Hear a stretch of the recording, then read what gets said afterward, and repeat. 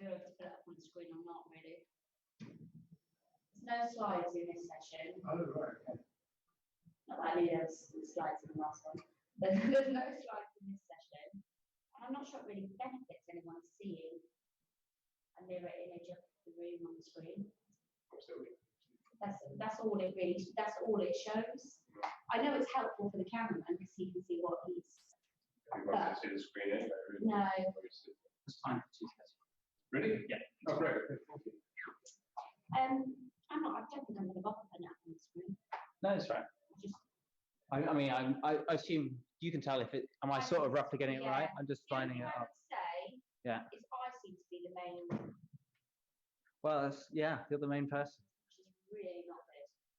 Okay. Well, I don't know. Is there enough way to move it? There's no slack on the wire. That's the thing. I could try maybe in. How's that? Any different? Massively. That you can see. I mean, it's noticeable now because you're the. Notice that everything's kind of. We could do this, and then at least you're just on the edge of the frame. Yeah, I mean, when you pan to the speakers on this side, you really, like anyone sat in those last 3 seats, you don't. So I won't bother. Really see yeah. Like that's right. Sasan or Beta didn't overhear your conversation. Is it? I told Sasan.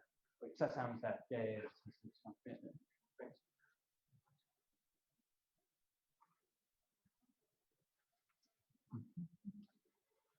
So I guess, yeah, you should keep in the library. Yeah.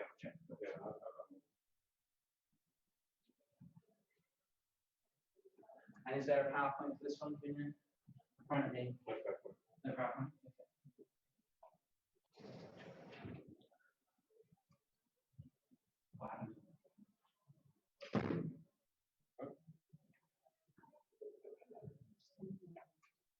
You've been recording all this.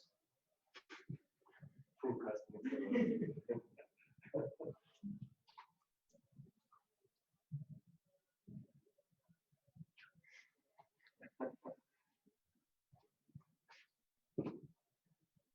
Like when Gordon Brown was caught on mic.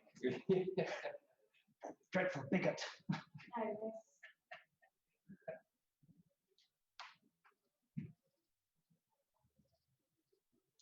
there's somebody already signed in and he's just privately messaged. Obviously, I just said I don't want to be on camera, didn't I? And he's put, no, but we'd like to look at her. What? You've got an admirer. Say it's not that kind of webcam. Cannot tell it.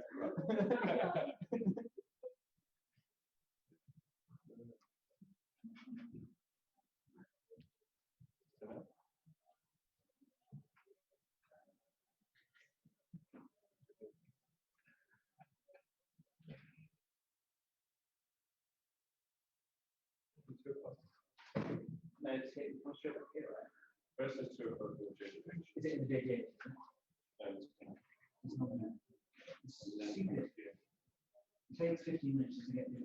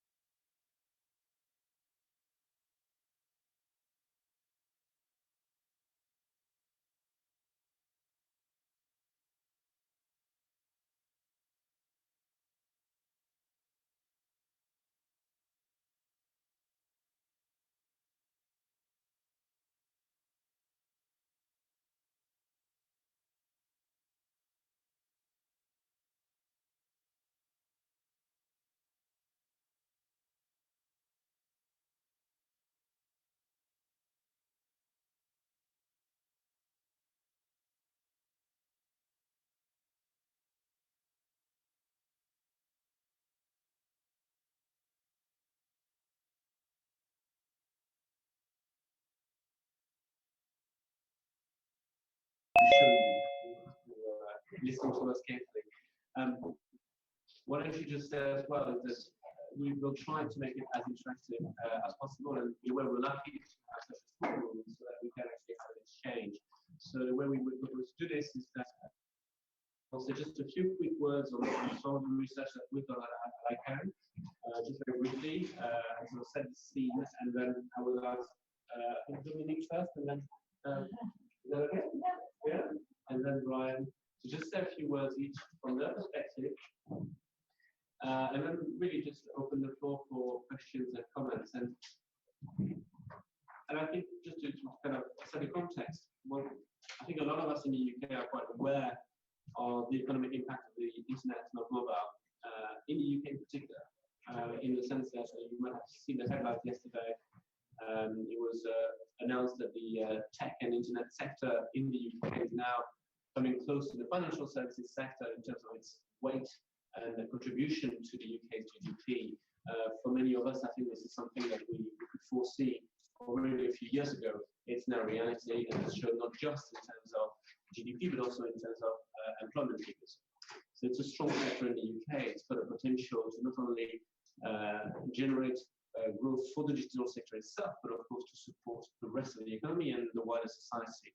And that's what we'll be hearing about from both Dominique and Brian, and looking at it from both the UK perspective, but also the wider European and global perspective. And from those sort of observations, what we'd really like to discuss with you is to go one step beyond, which is to really look at the levers for deriving positive economic impacts, some of the challenges ahead. Some of them are more acute in some places than others. And I think it'll be interesting to see what maybe in the UK we're doing very well, what or how can we do better. Just to set the scene in terms of what we at ICANN have done, we're one of the global organizations that have coordinated the technical ways in which the internet functions. Our part is the domain name system and the numbering IP addresses. And as part of our work here, for us, what's very important is to continue to have a unique global internet, and therefore to have as few obstacles as possible to the free flow of data, free flow of information across borders, basically keep the internet one and global. And what we decided to look at in partnership with the Boston Consulting Group is basically how what BCG termed e-friction how e-friction can impact countries' economic progress. And so we produced last year, we've done this report called Greasing the Wheels of the Internet Economy, which is a country-by-country analysis. We had 38 countries last year. We've just published an update, which wheels to grease, to the point hopefully of today's session. And really it's looking at sort of key factors when a lot of us, basically the conclusion is one that I think around this table a lot of us knew intuitively, which is the more obstacles to the free flow of information and to the internet generally, the less contribution to the GDP you will have. And if you enable access to the information, if you enable access to the internet and therefore the information, you will derive greater economic benefits and socio-economic benefits generally. And that's been shown across the world, across developing and developed countries, whatever the regions. Interestingly, a key point is that it's not just about infrastructure. It's not just about the basic access. Of course, we need access. Of course, developing countries in particular need access. We will hear a bit more about that from the SMA. But the key is beyond that. It's all these other more hidden obstacles, whether it's from the blatant ones like content control to some of the regulatory or standardization aspects which stifle, which stop innovation or make it more difficult for even the users or the businesses to operate online. All that contributes to basically lowering the economic chances for countries around the world. I just wanted to give a quick headline, something which again I think in the UK we've been for quite a while, but maybe there's still more we can do in the UK itself. And certainly some of the lessons can be learned for Europe. And we know we've spoken to a lot of countries in the developing world in particular. I think they've taken this very well because a lot of them had been told recently, this is is all about access. This is all about connectivity, and actually forgetting the wider picture, which is, of course, you do need the cables, you do need the spectrum and all that. But it's not just that. You need to think holistically about how to make the most of the internet. With that, we need to go to do the trick of doing those beautiful slides. Which I'm not good. Yeah, perfect segue. I'm sorry, I'm Dominique Listanti, and I'm repeating myself. Some of you might know. I work at the GSMA, which is the Mobile Phone Trade Association, and 800 mobile phone operators worldwide are members, and 250 ecosystem players, which includes B2B, handset developers, SIM card manufacturers, everybody like that. So at the GSMA, we have an incredible program, and we're very, very lucky to be able to have Mobile for Development, which is a program that looks across the globe, primarily in developing countries, but also in Europe and other areas that look at issues or problems like you just described in the ecosystem for getting people online and ultimately getting people to be happy and healthy and communicate and use e-government services and create micro businesses and things like that. We partner with a number of institutions. We've done and we'll hopefully do more. iStock, Gates Foundation, even the ITU. So we've done a lot of work in terms of looking at how can we, for example, empower women, or how can we better deal with health issues. We set up just during the current Ebola crisis, so the one that just sort of waned a little bit, that's coming back. We worked with our mobile operators in the African countries where Ebola was most hit to be able to provide tracking on where the biggest outbreaks were, to give that to the government and the World Health Organization. So it's kind of some of the cool things that we do. I'm going to just quickly run through something that's sort of our approach to barriers to access. And I think, talking what Jean-Jacques saying about access, it isn't just about access, but we acknowledge that at the GSMA, what we can focus on and do more about is to provide internet access and to provide more infrastructure and to be able to just try to enable people to get online. So if you bear with me for a few minutes, I'm just going to talk a little bit about what we see as the 4 key barriers that impede not just access, but economic growth and welfare as well. I'm going to write some stats, which is our favorite thing, I think, because we have a whole research and intelligence community, which actually, and if you search online, GSMA Intelligence, there's quite a lot of information available for free. So mobile connectivity worldwide, 7.1 billion connections, but 3.16 billion subscribers. I mean, if you think about that in terms of how far the mobile phone has come, that's quite substantial. But in terms of mobile internet users, 2.9 billion at the beginning of this year, and that's only 40% of the population. So we're focusing on how to get the rest, the next 4.4 billion, or the rest of 60% of the population online. And we estimate, just with the work that we're doing, if everything stayed the same with our operators and investment, that there'll be 3.8 billion mobile internet users in the next 5 years.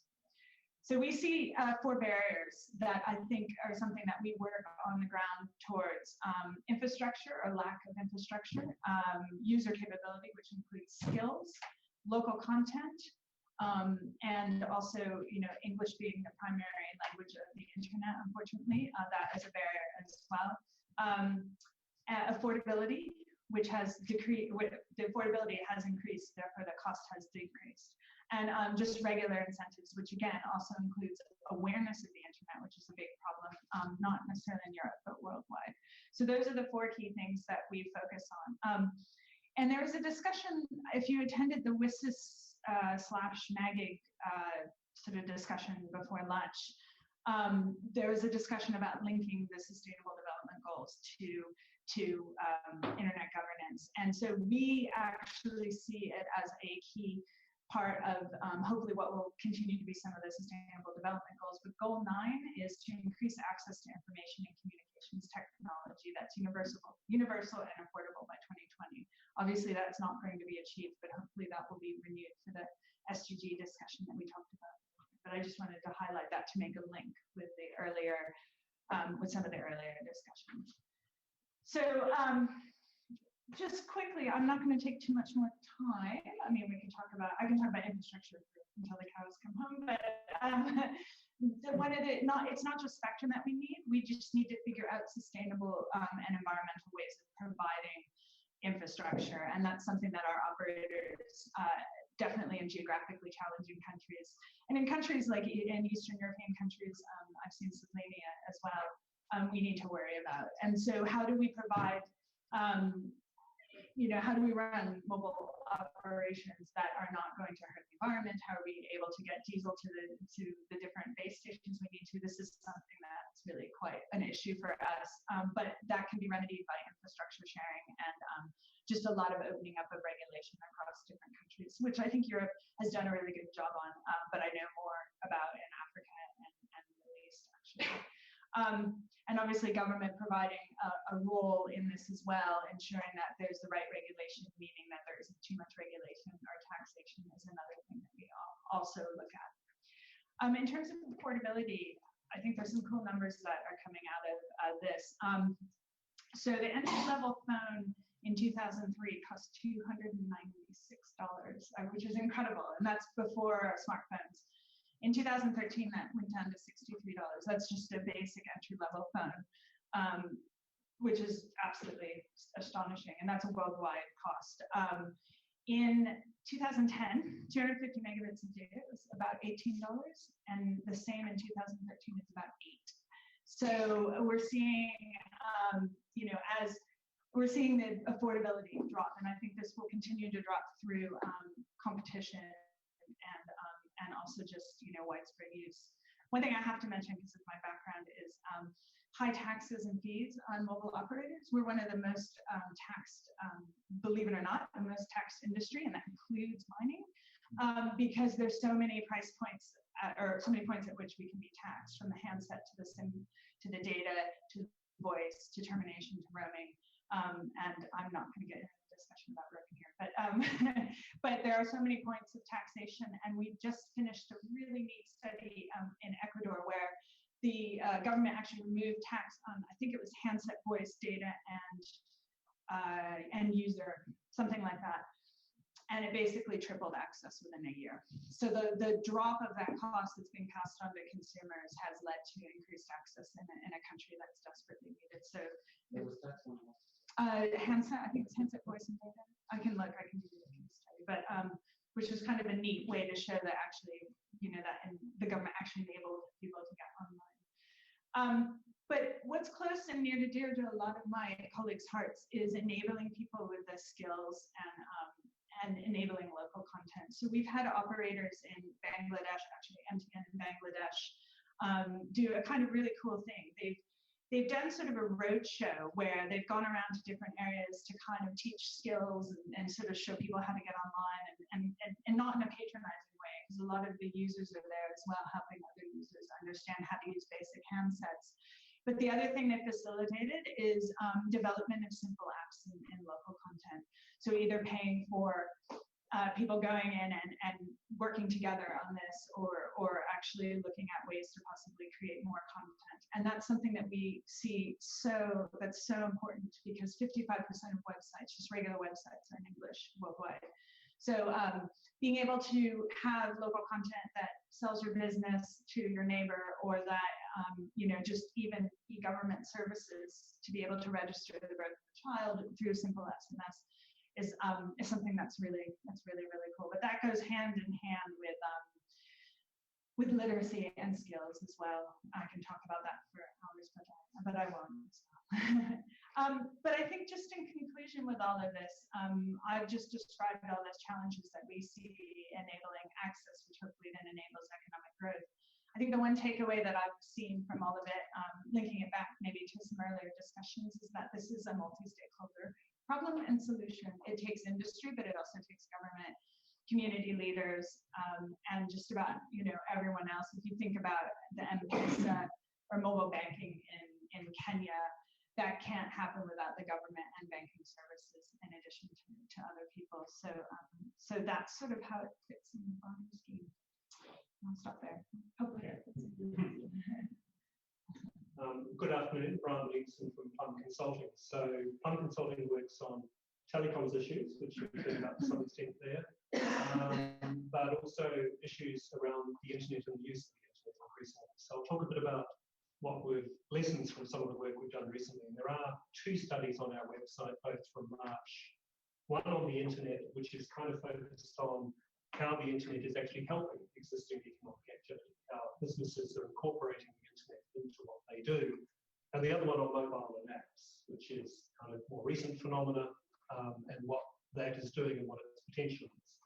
And I'll start by, at a high level, talking about the benefits of the internet. And I think 5 years ago in Europe, we took it for granted that everybody accepted the internet was a good thing. And that was an established fact, but not anymore, actually, if you go to Brussels. There is a mixed perception of the internet, and it's a debate clouded to some extent by the perception that the US is getting more benefit, and I'll come back to that. Paul Krugman said once that productivity isn't everything, but in the long run it is almost everything. And what that means, it's kind of an obvious thing to an economist, but not necessarily obvious to other people. What causes economic growth? Well, actually, we don't really know, because for a long period of history, for thousands of years, we didn't have economic growth, and we did have innovation during that period, lots of innovation. More recently, we've had innovation and economic growth. So I'll admit that as an economist, we don't really know why that happened, but it did. And what you see if you look back, we look back over the last 130 years, back to 1875, for 12 countries in Europe. Productivity growth during that period grew tenfold, which means that a worker could produce 10 times as much as they could in 1875. Some people think productivity growth could be bad because it would cause unemployment. What happened to unemployment since 1875? Well, actually, for employment, absolutely nothing. It's 45% of the population then, and it still is. So it stayed constant. What did that tenfold improvement in productivity do? Well, incomes grew fivefold in real terms. The other half, people took as leisure. They work half as much as they did in 1875. So you have 10 times the economy, in a sense, grew, its potential grew tenfold. People took half of that as extra leisure time. The other fivefold factor was income growth, and absolutely nothing happened to employment, which I found quite surprising. That's what the evidence shows. So productivity is a good thing. There are other benefits as well, of course, and I won't talk really about those, but obviously I find the internet saves me time at times. Not all of that time I save goes into GDP, some of it goes into spending time with family, and that is an economic benefit too. So I'm not discounting that, I'll just focus on the sort of more economic side of it in terms of GDP. Now, if you then drill into that, what we find is that historically, steam and rail were big factors in Europe before 1900. Then you had electricity really from about 1900 up to 1930 as a transformational technology, and still is, of course. And more recently, we've had computing. Now, we had computing from about 1960, I guess, and it went for a long time, and people started to puzzle. There didn't seem to be any impact on the economy. And it wasn't until the mid-90s that it really showed up and was kind of smoking gun of the internet is doing something. And we have evidence on that up to about 2007 in Europe. To get the right data to look at this takes time. So it's not up to date. But over that period in the US and in Europe, we saw pretty good evidence of a big contribution of the internet to GDP growth. Perhaps a third to a half of GDP growth over that period was related to the internet. Now, most of that was about using the internet, about transformation, for example, of retail using the internet. It wasn't about the production of information and communications technology. That in Europe is about 6% of GDP, exactly the same in the US, which is surprising to people, but ICT is the same share of GDP in both regions. The US was slightly better at using it than Europe as a whole, got more out of it. And roughly speaking, we would say about 75% of the benefit of ICT has come about through its use, not its production. And policymakers tend to focus on the production side and less so on use, and that is why I think we have this concern about large US technology companies. We think all benefits come from owning those companies. They don't actually. Those companies are worth a lot, but their valuations are nothing compared with the value we're extracting from the use of the technology. you can kind of see that in the sense that a lot of the services are actually free. And that's clear enough to me anyway. One other fact on Europe versus the US, when we did the app study, we looked at developer revenues. They are about the same in Europe as the US. It's 8 billion, I think, in the US, we estimate, and growing very fast. So, that's the most recent data we've got. About 7.5 billion in Europe, so very similar. And somehow it's less conspicuous in Europe. Maybe we don't have as many big companies, but there's just as much going on. And I've toured around talking about this in Paris, Berlin, in Ireland, and you see some fantastic examples of app development companies that are successful, and also hardware development companies that combine software and hardware, very innovative stuff. So we're fine on that front, actually. It really is just the big market cap companies that are dominated actually by China, the first 10 of the world. In terms of what's happening now, it's quite hard to characterize, but the way I think about it is the internet previously, it was kind of about stuff going online. Music went online, became digital. Communication services became digital, in the sense you have the over-the-top phenomenon, modern communication services. And that has been quite controversial because it was disruptive to telcos in the early phase. We now see something else happening, which is, in a sense, one way of thinking of it is online is going offline. And what I mean by that is we now carry these devices which are connected, and they start to interact with the world around us. An obvious example is I can call up a taxi, Uber. So the internet is starting to interact with the world out there, and Internet of Things will have the same effect. Now, most things will never be digital, in the sense that music you can make 100% digital. You can just convert music into a digital form. You can't convert a car ride into a digital form, but you can change the nature of the service. Well, you can do video conferencing. But you can fundamentally change the business model. Now we're starting to see these new business models come about, which are really about transforming things that were essentially offline. So they have an element of online, which is sufficient to create a whole new way of doing things. And I think there's a huge amount of potential for that, because actually, as I said, most of the economy isn't online, isn't going to be digital, but digital will start to change it. And that then gets me on to policy. And there are lots of important policy issues in relation to the production of ICT and digital. Don't tax mobile, for example, make sure the spectrum's available, all of that stuff. And in a sense, that's known, even if it's not universally implemented. We kind of know that story. And what this transformation of offline makes me think about is that we're finding out that the way we regulate the rest of the economy is not fit for purpose for a digital age. And Uber is just one example. There are many others in health and so on, where people want to do innovative new things and they come up against regulation that's developed over centuries, actually, in many cases. And that's quite tough because, first of all, you have to see that that's the case. And secondly, when we do digital policy, we tend to focus on digital things, copyright and so on.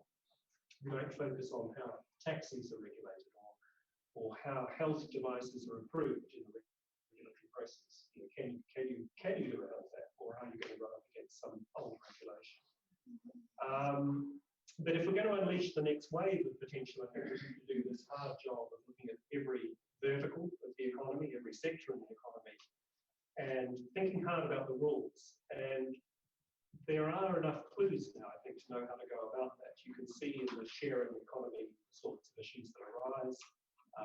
We know what some of the issues are in health. And one way of figuring it out, actually, is the US tends to hit these problems a little earlier than us, not much. Uber was completely controversial in the US in the way it is in Europe, but they're further down the track of resolving how to deal with something like that in a sensible way. So you can just look at the US and say, what problems have they got now? Let's do something about it. But I think you can also start to understand the character of the transformation and to anticipate it and reform the rules. And we're not really doing it, I think. If I look at the digital single market paper, it's got some good stuff, for example, e-commerce and so on. But it doesn't touch on this issue at all, as far as I can see. It doesn't touch on the sharing of economy problems, those sorts of things. So in a way, I think of the digital simplification package as about doing a bit more of the stuff that was already happening. E-commerce in the UK has been going for 17 or 18 years. It was pre-broadband, as was Amazon, of course. And it just rises at a bit less than 1% of retail sales per year. It's up to 12 or something now. It's just gone steadily up in a straight line. It'll just carry on up. Whereas these new things are completely new business models that transform sectors of the economy far faster than e-commerce. Something like Uber now has half of all taxi journeys in some US cities, and it's done that in a couple of years. And we will see examples like that. And the last point I'll make before we go on to discussion is, well, there's one other ingredient of this that's needed, and that's for governments to open up the data they hold. A lot of the app development depends crucially on access to government data. In London, we have fantastic apps that tell us how to use public transport because the data has been opened up to developers. That's not true everywhere. So that's something governments can do, and only governments can do, is to open access to data. I've mentioned the transformation of verticals, which is kind of harder. And I think we could get it exactly wrong because we're now, at least a sufficient number of people are quite focused on the big tech companies. And what do we do in a sense to level the playing field, if you like, between European companies and US tech companies? I suspect what we will do if we do anything at all is harm all tech companies if we regulate more. And there was a great example of this. I was speaking in Estonia, and there's a startup there that's been going a while called Taxify. It's like Uber, quite significant in parts of Eastern Europe.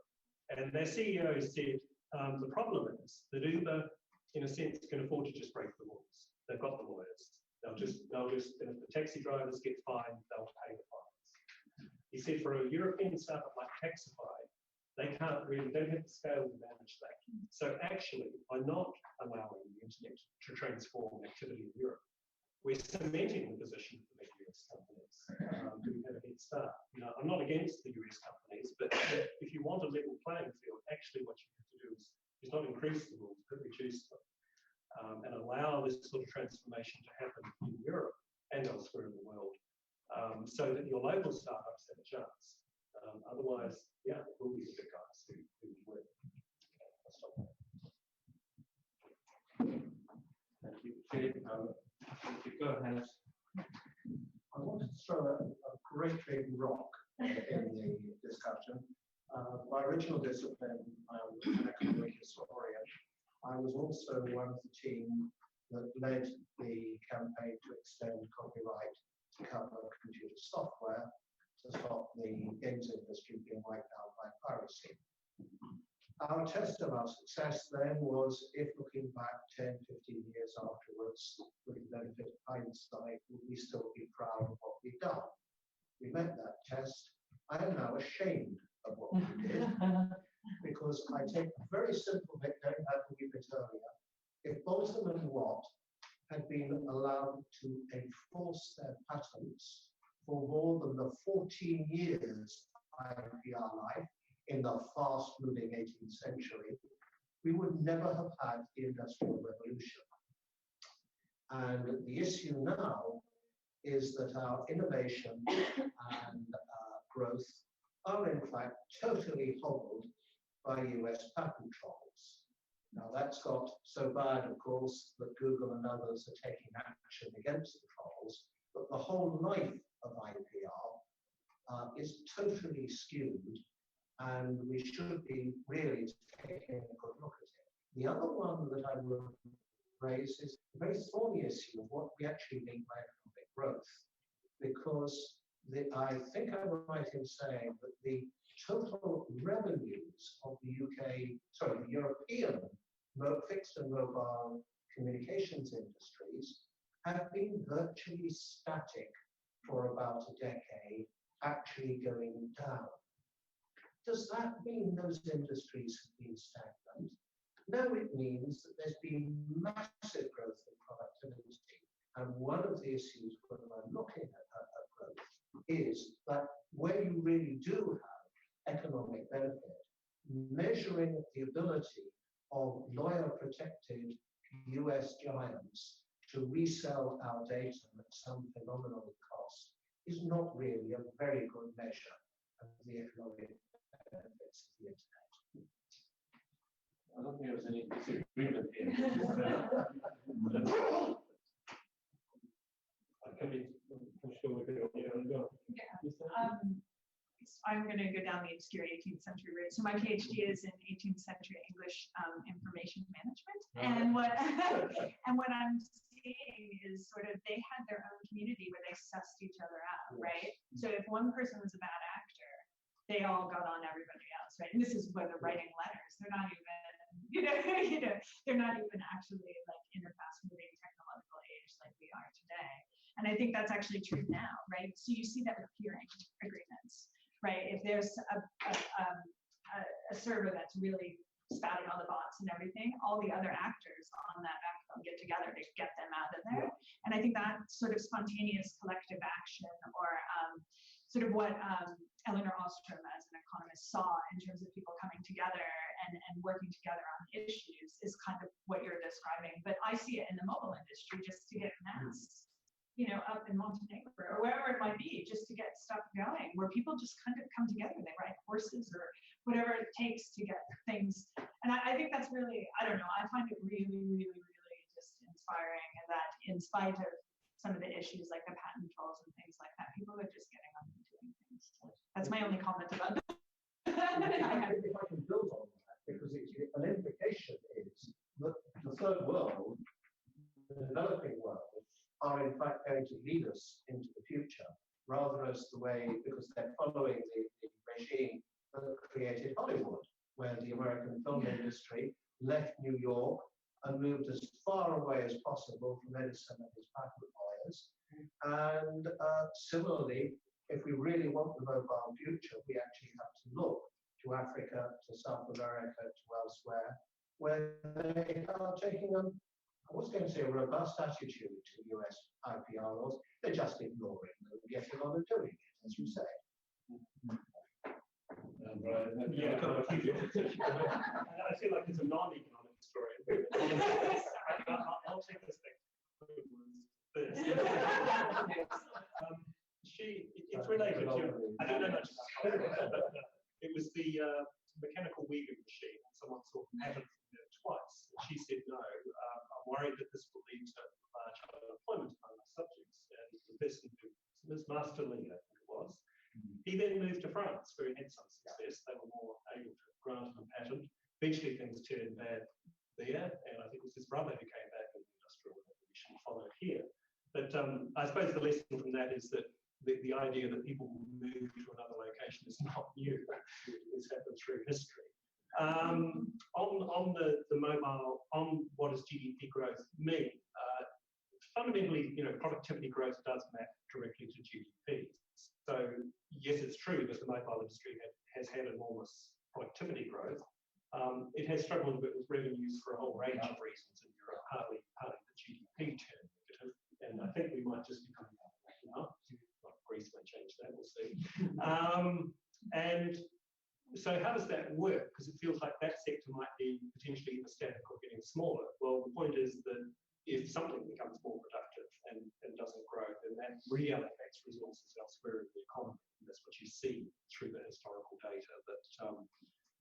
And often things that make a very large contribution become quite a small part of the economy. There's a typical trajectory. Electricity is not a big part of the economy. But if you imagine how big the economy would be without it, it would be quite a bit small. So the things that have enormous impacts in the longer run kind of disappear. And I know people have said that the future of the internet is that it will disappear, but in a sense it will. It'll disappear into everything. That's all. But 10 other comments I want to make. Sorry. I wanted to ask a question about how you managed to measure the impact of the internet economy, because probably 5 or 6 years ago, I did an audit of how the national accounts were put together. And looking at that, I felt they hadn't got any really very good grasp on the internet economy at all. because it's much easier to, well, even they're having problems with measuring construction, but things with physical assets are much easier to measure their impact on all this stuff about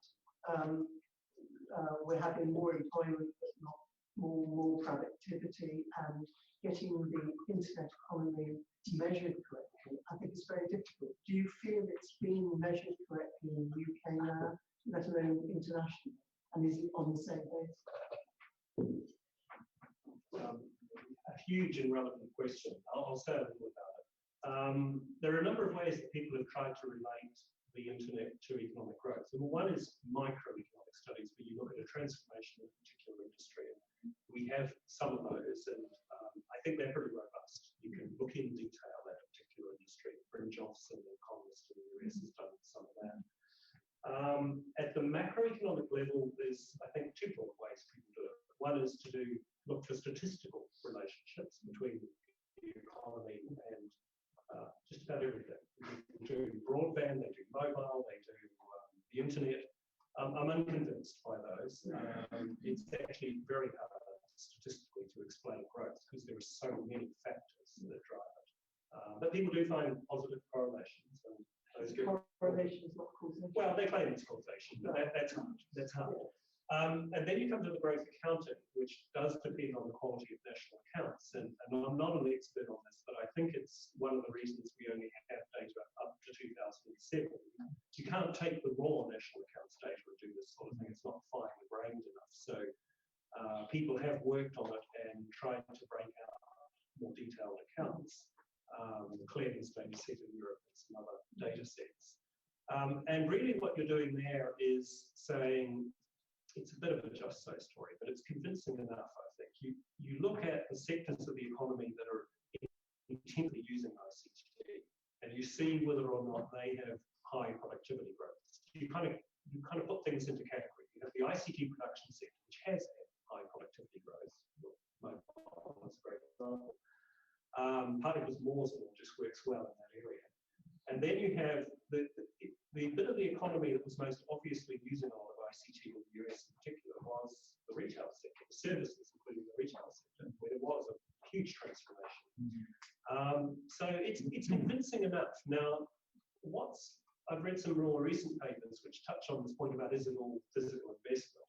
And people are trying to measure kind of less tangible investment.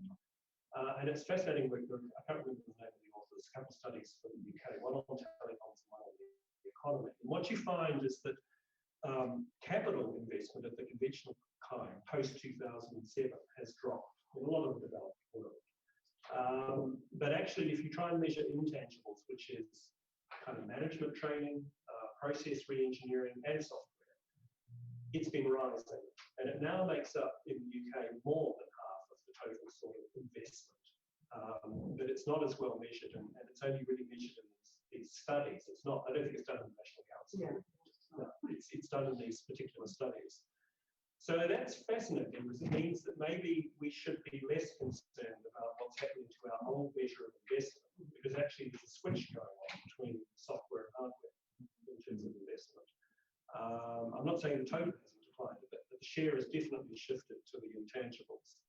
And you also find from those studies that we don't necessarily measure the prices of things properly, because where you've got this kind of Moore's law phenomena, the unit price of things falls fast, like computing is the obvious example. And we don't always quality adjust in the national accounts. So computers obviously can do far more than they could 1 or 2 decades ago. Their prices come down a bit, but not much. Most of it is that they can do more. So when you try to adjust the particular sectors, you do an adjustment for that. And telecoms was the one I saw looked at recently. You find that actually it made a bigger contribution to growth than the national accounts were telling you, because there's more telecom services than appears to be the case, because they were becoming more productive.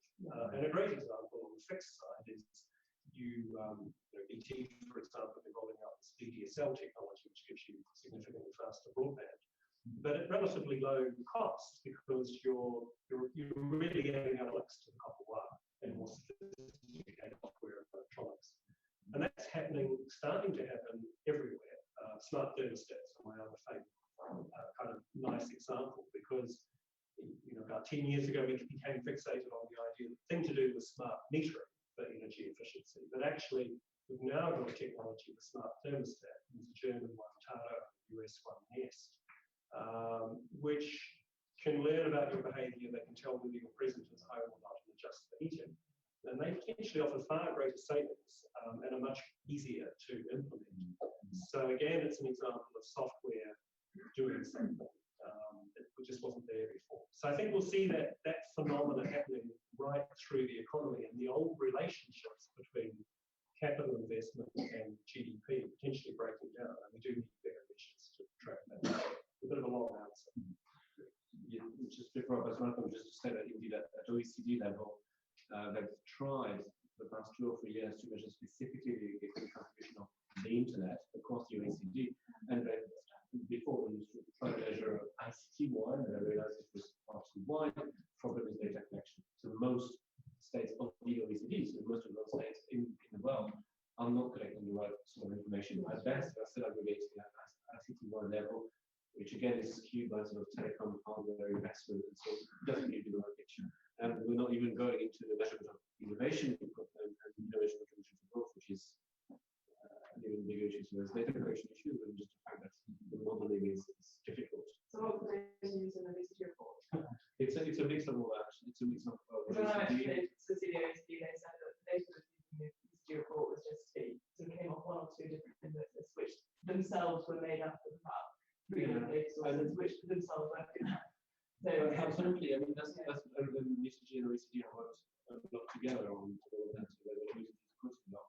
So that relies. So for instance, the OECD will rely on Eurostat for a lot of what they do, and then the US Census Bureau and Japanese, etc.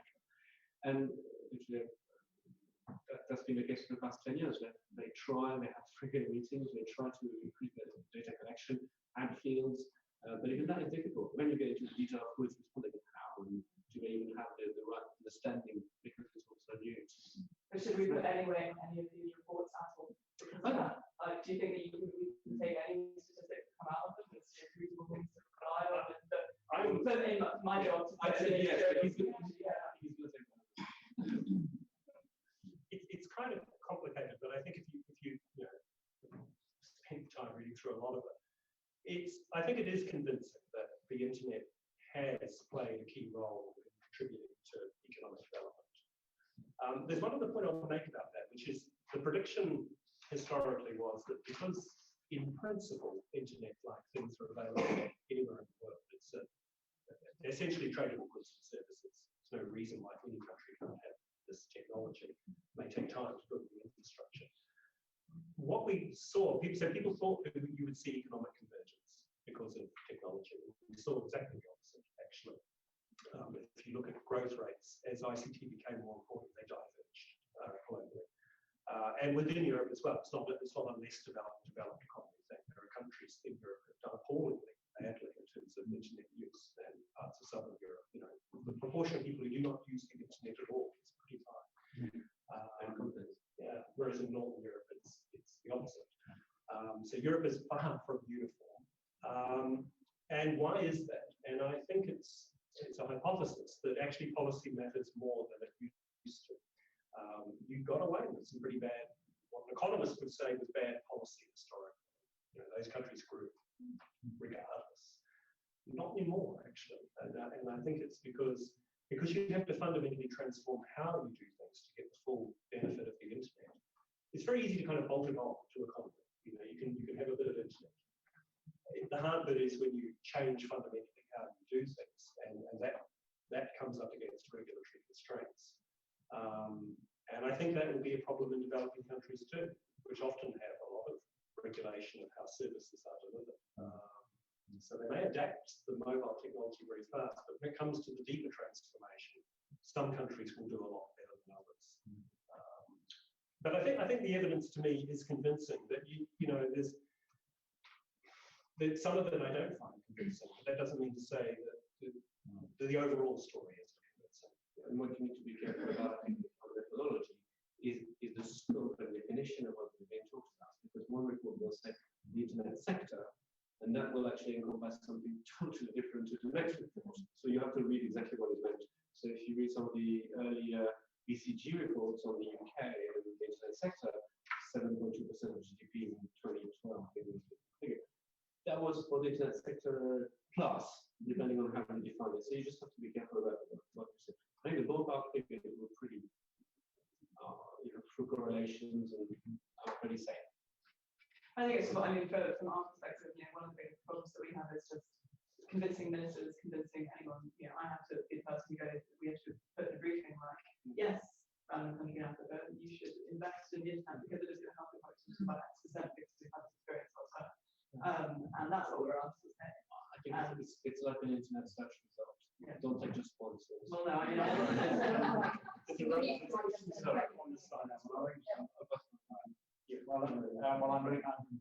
my phone, so tell you what to speak if you want. Well, I followed it with interest because I've been the recipient of so many of these reports. I can really paper my house with them actually. But so having said that, let me just give you what I thought was a very interesting piece of data from the European Parliament report, my colleagues. By the way, epthinktank.eu is a valuable source of information. But we've done a whole series of reports called The Cost of Non-Europe, which are looking at opportunity costs for the fact we've not created a single market. Now, how does that affect what we're talking about? Well, I think that the fundamentals of e-commerce and m-commerce are that this is a fantastic tool for creating competitive markets because it offers real opportunities for small companies to access very large markets very quickly. And we see it with things like the app economy, where actually you can have businesses with millions of customers, but with very low revenue from each one, but it's still a very viable business model, and then they can move in different directions. And so all of these sort of things are crucial. But if you want figures, and I just sort of rounded off a bit because I can't remember the exact numbers, but I think my colleagues in the European Parliament estimate that the digital economy is something like 460 billion euros, but completing the single market overall on top of that is 540, because what it adds up to is €1 trillion opportunity to complete the single market as it stands now. And clearly moving more people and using the internet in all sorts of businesses. And this is business to business, it's business to consumers, it's wholesale businesses, it's retail businesses. Often we forget about the whole impact of internet on non-business consumer businesses, because they're the ones where there's quite a lot of regulatory action on consumer rights and so on, but improving all the back office process and everything else. But I think one thing that's really interesting at the moment, and it came up earlier on, about the whole world of competition. I think it was the first question this morning. And in my view, Mrs. Vestager is taking a much more active interest in the impact on or potential restrictions that are being imposed by suppliers about the ability of consumers, either professional consumers, wholesale or retail, to access products at lower prices in different countries. And the paradox about this is, of course, this is nothing that's particularly new or very digital, because it's been going on for years. And those of I come from the car industry, where the car industry was regulated to open up cross-border markets in the mid-1970s, long before anybody bought a car on the internet, because markets are being partitioned. And there are some quite extraordinary consumer cases about huge price differences of common commodities. Some of the one that I remember the most was the Austrian consumers, by the way, got fantastic data on this. Somebody wanted to buy a pre-built house in Austria, and it was on sale in Slovenia on the internet for something like €20,000 less, and they wanted to buy it. And so what I would say is that it's all very well getting excited about these and fantastic studies about it, but actually there's a lot of basic issues to do with the operation of markets, effective competition, that we have to make sure are opening up opportunities. And in the provision of services, particularly professional services cross borders, we've already put in the legislation for that, but we're still targeting restrictions.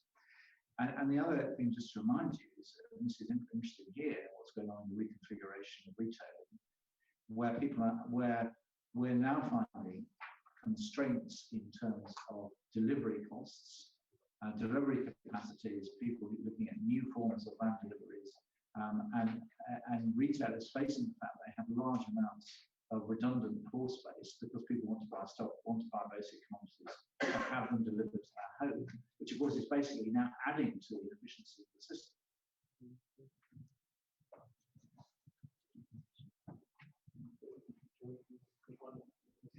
What I will do is we've got only about 5 minutes left, so if I ask any final 2 questions, raise your hand.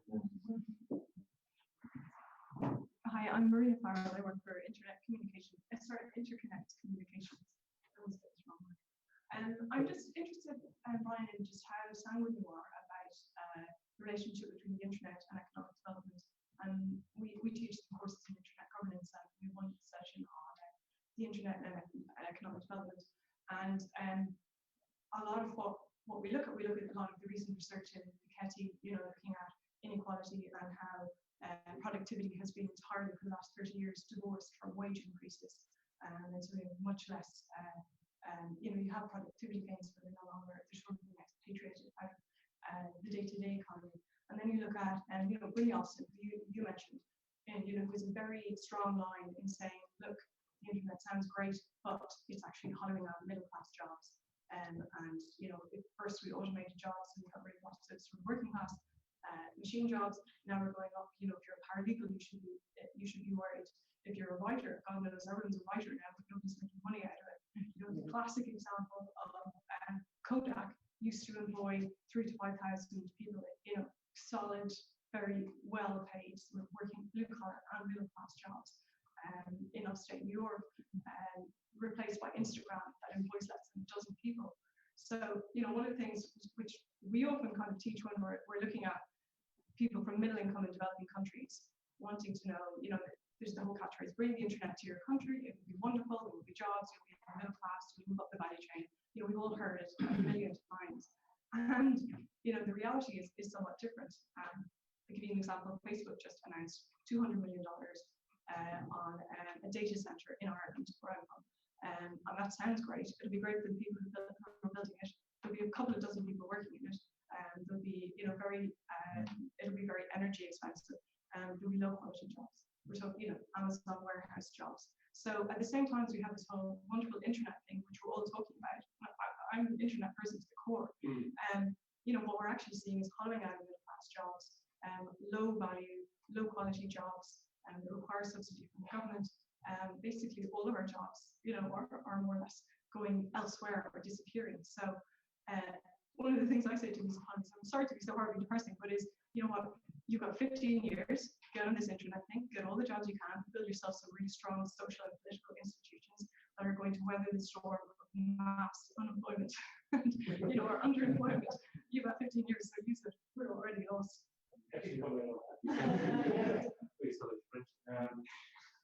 And Maria, you're also not a journalist on a business because you tweet too much. Actually, on this point, goes back to I think goes back to Eleanor's point, because actually the jobs question in terms of reports, I mean, in literature, you've got completely extreme conclusions, right? At least me as an individual, I never make the claim that any particular sector is going to create net jobs in the economy. Jobs get reallocated. On the point of inequality, Bryn Johnson and others have started to write about this, and it's not a significant part of the European debate, part of the reason I didn't raise it. And I think that's because we're more concerned about the inequality between large market cap US tech companies and tech companies in Europe, perceived difference there. Whereas actually, I think if there's a real issue we should be thinking about, it's the kind of potential for the income distribution to shift within the economy, which the US is thinking about, or people are thinking about that. Bryn Johnson doesn't say turn your back on technology, because you sort of can't in part, and there are benefits to be had. And I think the verdict on whether this will be a kind of permanent feature, whether it is to blame, and that's a permanent phenomenon, is unclear. And historically, interestingly, when you've had previous accelerations in productivity growth, electricity was one. You did have a big rise in inequality during the rapid economic growth period. But Bryn Johnson is saying this time it's different. What's the answer to that? well, I don't think we know, so we need to look at the evidence. And it may be that you will need a different kind of welfare system, which perhaps Europe already has to some extent. Because there are now people in the US debating issues like minimum income and so on as a way of addressing that sort of concern. So I'm conscious of it. I don't normally inject it into European discussions. So we're trying to kind of knock down some other misconceptions. And I think it's true that the internet is still delivering benefits. It's a question of the distribution of those benefits.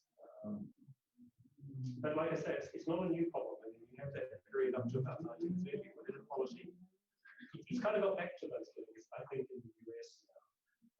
But it did happen before and then it went away. It's because the people who have the skills that are scarce during a transformation of the economy can do very well in market sectors and so on. People who exploit those opportunities.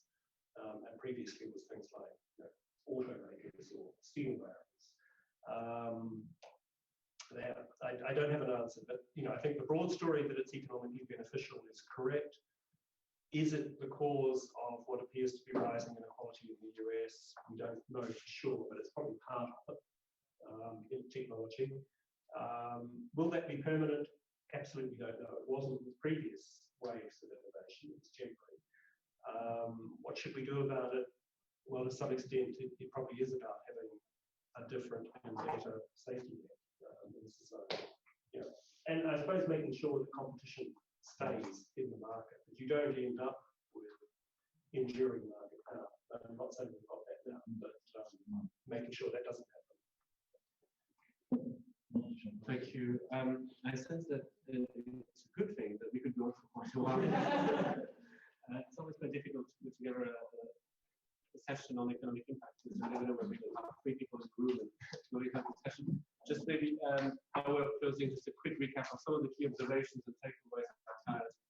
We had from the GSMA particular the 4 obstacles: infrastructure, user capabilities, human skills, local content, and then affordability and awareness.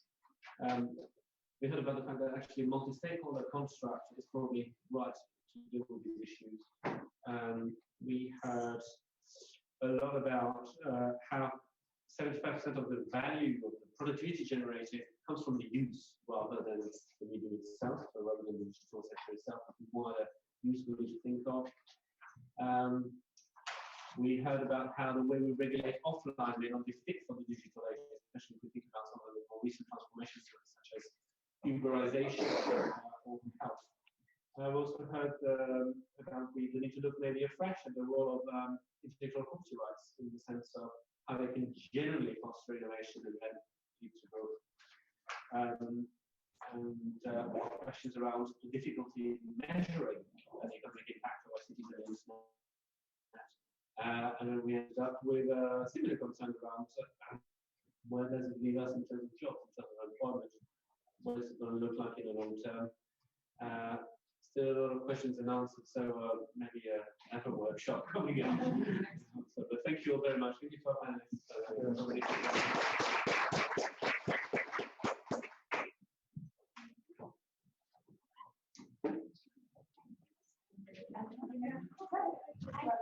I didn't. I definitely don't.